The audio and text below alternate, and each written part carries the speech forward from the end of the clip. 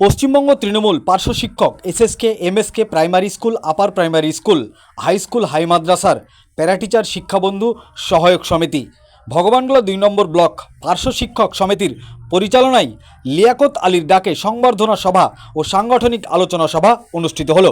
স্থান খড়িবোনা কেসিকে হাই মাদ্রাসা প্রাঙ্গণ।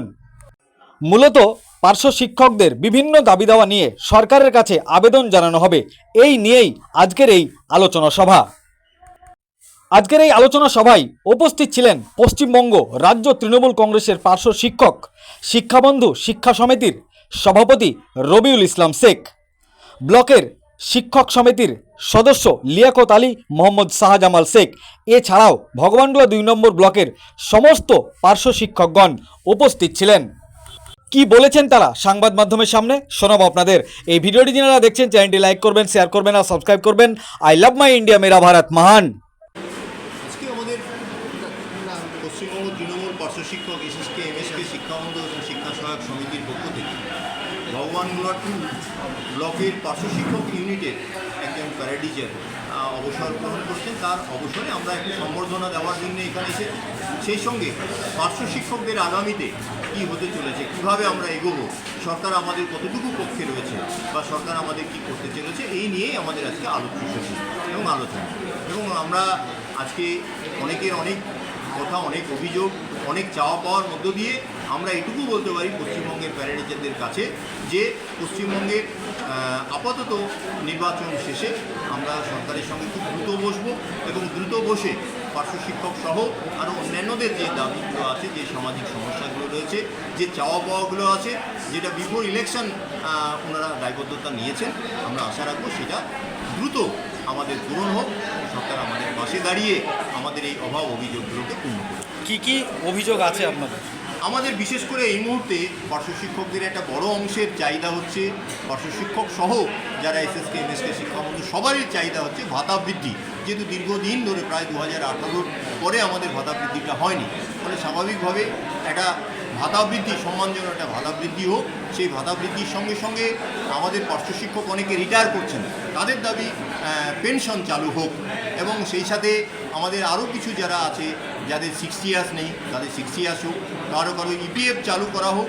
আমাদের ইপিএফের যেমন চালু আছে, সেই ইপিএফে আরও কিছু যাতে আমাদের গ্র্যাচুইটিটা আর একটু বেশি বাড়ানো হোক। যদিও 5 লক্ষ টাকা অলরেডি গ্র্যাচুইটি আমাদের ঘোষণা হয়েছে বিফোর ইলেকশন। এবং আমরা আশা রাখবো রাজ্য সরকারের কাছ থেকে একটা পেনশনের দাবি রাখবো। কত বেতন হলে আপনারা খুশি হবেন? কত দাবি করছেন আপনারা?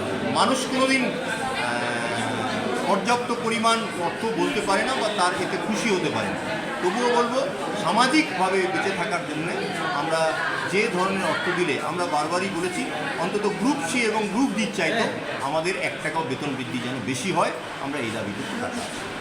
পার্শ্ব শিক্ষকরা school, primary school, high school, তাদের নিয়ম কি? কদিন স্কুলে যাবে, কদিন যাবে না? প্রত্যেকটা পার্শ্ব শিক্ষকের ডিউটি হচ্ছে 5 দিন সে স্কুলে যাবে, 1 দিন সে স্কুলের বাইরে ফিল্ডে থাকবে। কোনো মতেই, একদম সরকারি অর্ডার আছে, কোনো মতেই স্কুলে সে 6ষ্ঠ দিন যাবে না। 6ষ্ঠ দিন মানে এই নয় যে সপ্তাহের শেষ দিন। 6ষ্ঠ দিন মানে সে যে কোনো দিন সপ্তাহের মধ্যে সে ফিল্ড ওয়ার্কের জন্য সে নিতে পারে। তার জন্য কোনো প্রধান শিক্ষক বা কেউ জোর করে বলতে পারে না যে এই দিনই নিতে হবে।